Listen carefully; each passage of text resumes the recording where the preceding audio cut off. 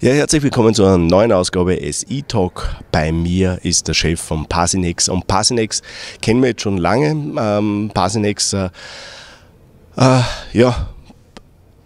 ist in einer sehr interessanten Area tätig. Nicht nur von der Commodity-Seite, auch von der von der geografischen Seite. Und werden wir mal sehen, was uns der Steve da so alles erzählt. Steve, thank you to have time. We do this the first time, but the last few months was challenging for sure. First is the zinc market did really well. Yes. And I think also you're doing well from the operational side. Yes. Stock market, we saw some stocks, they are going a little bit better than you, but and we have a little bit improvements. But maybe fill us in what's happened in the last 3 to 6 months. What's the highlights of the company? Well, the big highlight, Joe, is that we're mining and selling zinc at the right time. As you just said, the zinc price in the last year went from 65 cents US per pound to $1.25 US per pound, nearly doubled last year. And we're going to be mining and selling 40 million pounds of zinc this year. It's worth about 24 million US in revenue. And that's because basically we spent the last 2.5 years building the mine. This year we're going to really benefit from it. We've stepped up our production and we're bringing it on just at the right time for the zinc price. Coming to numbers, only for the production numbers, but also can you say something what this mean from earnings sides, or was it an EBITDA or something? Yeah, sure. It's really good. We're going to run around 50% margin this year, and that's after we have to continue to do mine development. So it's after doing the mine development we have to do. After doing the drilling we need to do, we're doing about 12,000 metres of drilling. We're still going to end up with about a 50% margin. It's just coming together at the right time. By that I mean, in the last couple of years we've been building the mine, right? Last year we put the third adit in, and that enabled us to basically double the production. So we did all the hard work in the last couple of years. We were making money during that time, but we were taking that money and just flipping it straight back. It was going back into mine development, into drilling, but it got us to where we are today.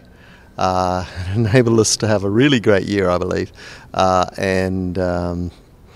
this can be a really strong year for us. You say it's strong, but can you say some numbers?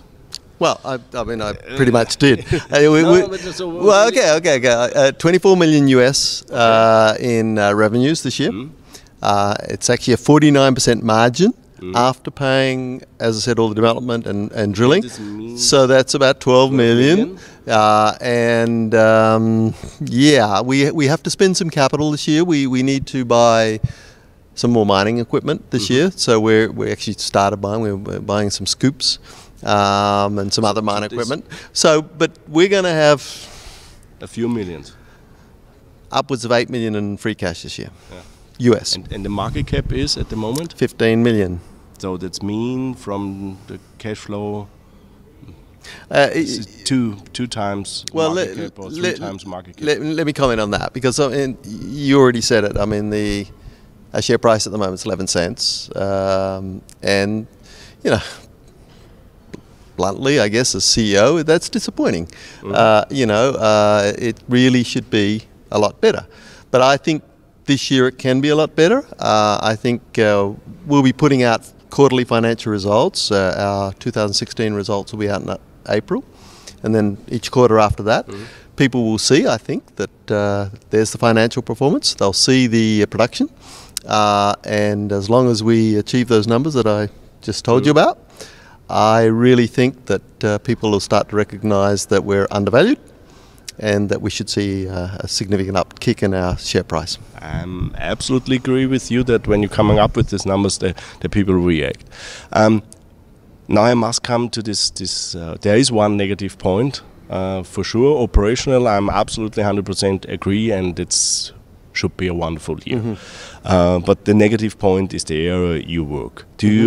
And we speak about Turkey. Yes. And we see a lot of investment going out of Turkey or not being taken in Turkey about this political situation. I don't want to talk about the political situation that's not in our hand, and that's their thing and not our thing.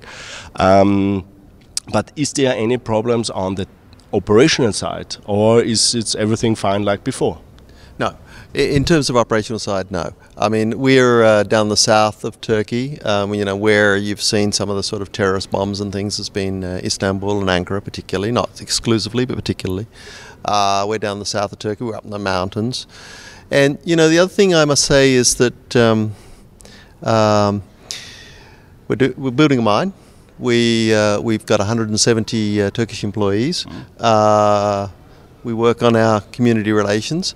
We're profitable. We'll be paying or have been paying corporate tax. We're doing the right things.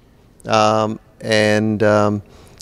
government wants to see businesses that are strong, pay taxes, employ Turks. That's what the government wants to see. And so we're focused on that. So as long as we focus on our business, keep building our business, putting out the numbers as we were talking, as I said, we're out of the way in terms of where the issues have been.